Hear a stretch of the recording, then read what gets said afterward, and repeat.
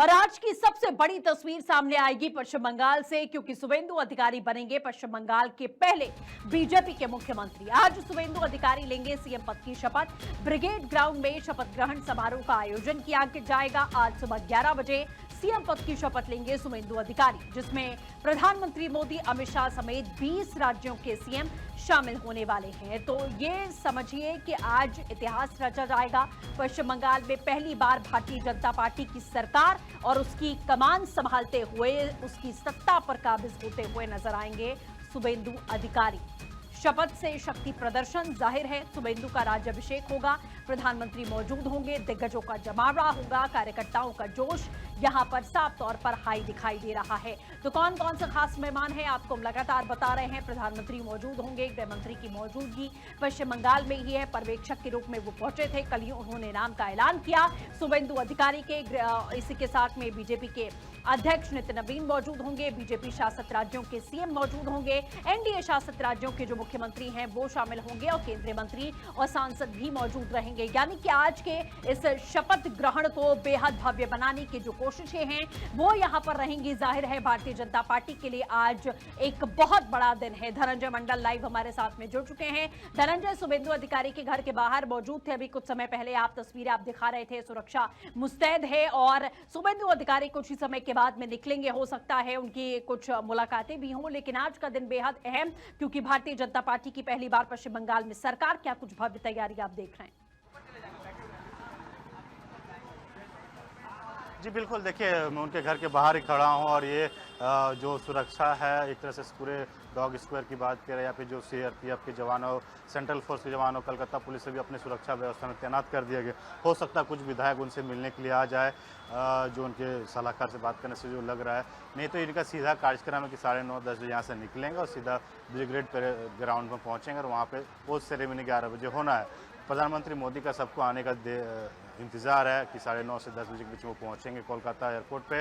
वहाँ पे बीजेपी के तमाम बड़े नेता प्रधानमंत्री मोदी के स्वागत में भी रहेंगे और प्रधानमंत्री मोदी सीधे एयरपोर्ट से ब्रिगेड परेड मैदान में जाएंगे, वहाँ पे शामिल होंगे। यहाँ तक एनडीए के जितने एनडीए और बीजेपी के शासन के जितने भी सीधे परेड ग्राउंड ही लिए चलते हैं।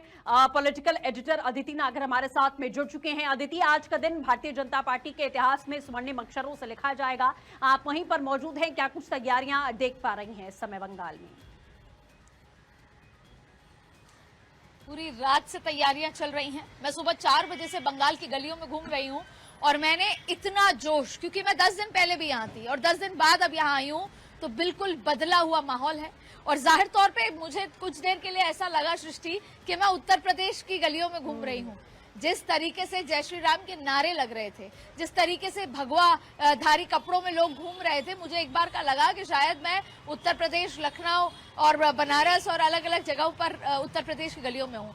तो ये जो फ्लेवर बदला है बहुत इंपॉर्टेंट है। आज का दिन बेहद खास है और बहुत बड़ी उम्मीदें हैं, लेकिन इतनी ज्यादा उम्मीदें हैं कि अगर घर में कुछ भी गड़बड़ है तो उनको लग रहा है कि मोदी जी ठीक कर देंगे। तो भारतीय जनता पार्टी के कंधों पर ये बड़ी जिम्मेदारी है। आज शुभेंदु अधिकारी शपथ लेंगे 11 बजे। उससे पहले आप देखिए कल अमित शाह यहाँ पर आए, कैसे सबकी बैठक ली।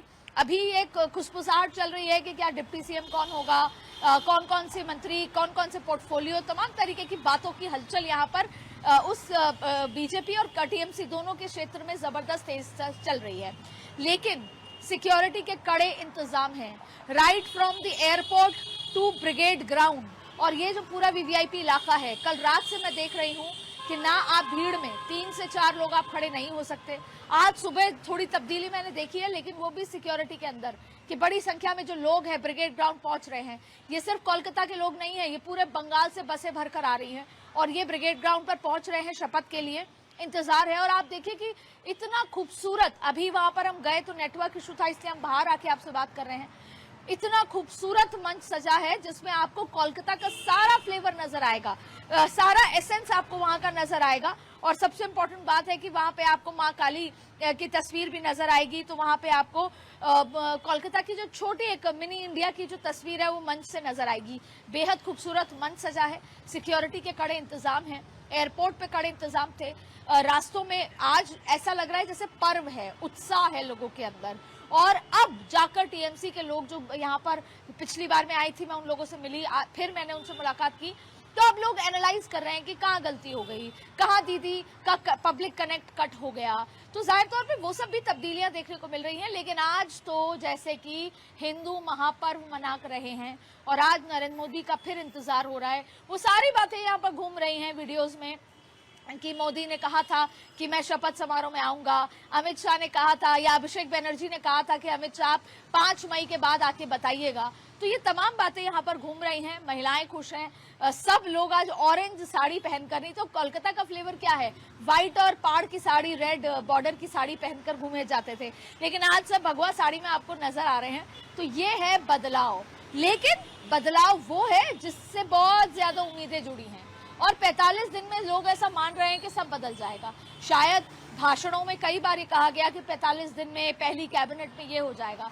तो बहुत उम्मीद भरा ये जश्न आज मनाया जा रहा है और 11 बजे ये शपथ समारोह शुरू होगा।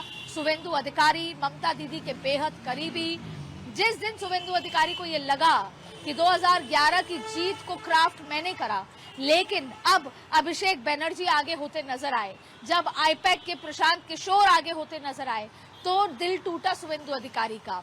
और उसके बाद धीरे धीरे धीरे जब वो साइडलाइन होते चले गए, तब 2021 से पहले दिसंबर में उन्होंने बीजेपी का हाथ थामा और बीजेपी के लिए बड़ी अपॉर्चुनिटी थी।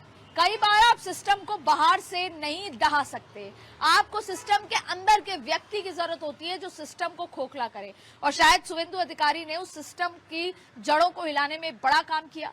बीच में चर्चाएं थी कि क्या शुभेंदु सिर्फ होम मिनिस्टर होंगे, मुख्यमंत्री कोई और होगा, लेकिन जो संघर्ष शुभेंदु अधिकारी का रहा है उसको देखते हुए बीजेपी यहाँ पर एक्सपेरिमेंट नहीं करना चाहती थी, किसी तरह का कोई एक्सपेरिमेंट नहीं करना चाहती थी, और इसीलिए ये फैसला हुआ।